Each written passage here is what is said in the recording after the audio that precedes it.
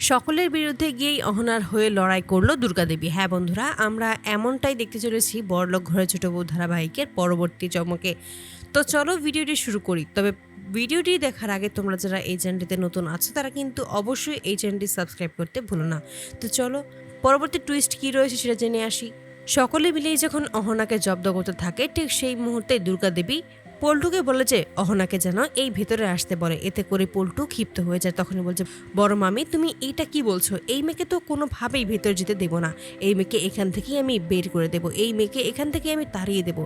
আর তাড়িয়ে দিতে না পারলে আমি আর মা এখান থেকে চলে যাব। ঠিক তখনই অহনা বলছে, এই সমস্ত কথা আপনি বলা বন্ধ করুন। আমার সাথে আপনাদের বেরিয়ে যাওয়ার কোনো সম্পর্ক নেই। ঠিক তখনই অহনার মা অহনাকে চুপ করতে বলে, কিন্তু অহনা কোনোভাবেই চুপ করে না।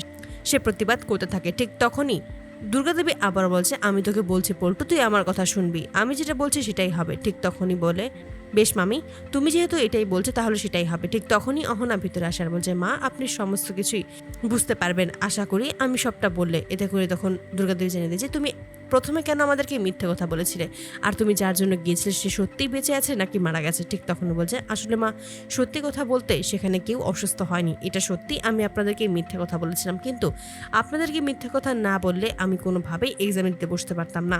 আমি বিয়ের এক্সাম দিতেই গিয়েছিলাম। এই কথা শুনে সকলেই অবাক হয়ে যায়। অহনা দেবী ওপরে দেখাতে থাকে যে সে সত্যি নিজেও খুব অবাক হয়েছে, কিন্তু সমস্ত কিছু যে সে নিজেও করেছে এটা সে কাউকেই জানতে চায় না। ঠিক তখনই বলছে, কি সমস্ত বলছো তুমি? তার মানে তুমি আমাদের সবাইকে মিথ্যে কথা বলেছো, এটা তুমি একদম ঠিক করনি। ঠিক তখনই অহনা বলছে, হ্যাঁ মা আমি জানি এটা মিথ্যে কথা হয়েছে, কিন্তু আমি সত্যি কথা বলতে আপনাদের কাউকে মিথ্যে কথা বলতে চাইনি। কিন্তু আপনারা যদি সত্যি কথা বলতাম তাহলে কখনোই আমাকে এক্সামে বসে দিতেন না, আমাকে এই বাড়ি থেকে যেতে দিতেন না। তার জন্য আমি মিথ্যে কথা বলেছি। তবে এটা আমি সকলের কাছে স্বীকার করতে কোনো অসুবিধা নেই। আমি সকলের কাছে হাত জোড় করে ক্ষমা চাইছি যে আমার জন্য কেউ যেন এই বাড়ি থেকে না বেরিয়ে যায়। কিন্তু আমি একটা কথা বুঝতে পারছি না, পল্টু দাদা আর পিসিমা এই বাড়ি থেকে চলে যাবে, এটার সাথে আমার এক্সাম দেওয়ার কী সম্পর্ক?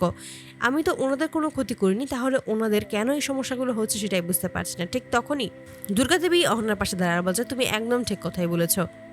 ঠিক সেই মুহূর্তে দুর্গাদেবী বলেছে, আমিও কোনো কিছুই বুঝতে পারছি না যে এরা তোমার সাথে এরকম করে কেন কথা বলছে। এতে করে অবাক হয়ে যায় পিসিমার। বলছে, বড় ভাবি তুমিও এরকম করে কথা বলছো? ঠিক তখনই দুর্গাদেবী জানায় যে একটা মেয়ে সকলের বিরুদ্ধে গিয়ে এই এক্সামটা দিয়েছে, আমাদের না হয় একটু মিথ্যে কথাই বলেছে, এতে কি এমন ক্ষতি হয়েছে সেটা আমি বুঝতে পারছি না। ঠিক তখনই পল্টু বলেছে, বড় মামি এটা তুমি একদম ঠিক করছো না। ঠিক তখনই পল্টুকে বলছে, খবরদার পল্টু, তুই এই বিষয়ে আর কোনো কথাই বলবি না, তুই আমার ছোট বউয়ের বিষয়ে একটা কথাও বলবি না, এটা আমি কোনো কথা শুনতে চাই না। এভাবেই অহনার পাশে দাঁড়িয়ে সবাইকে শাসিয়ে দেয়। তো বন্ধুরা, তোমরা কি চার জন্য এবার এভাবেই সকলের বিরুদ্ধে গিয়ে অহনার হয়ে লড়াই করে দুর্গাদেবী? অবশ্যই তোমরা তোমাদের মতামত কমেন্ট বক্সে জানাতে ভুলবে না। ধন্যবাদ।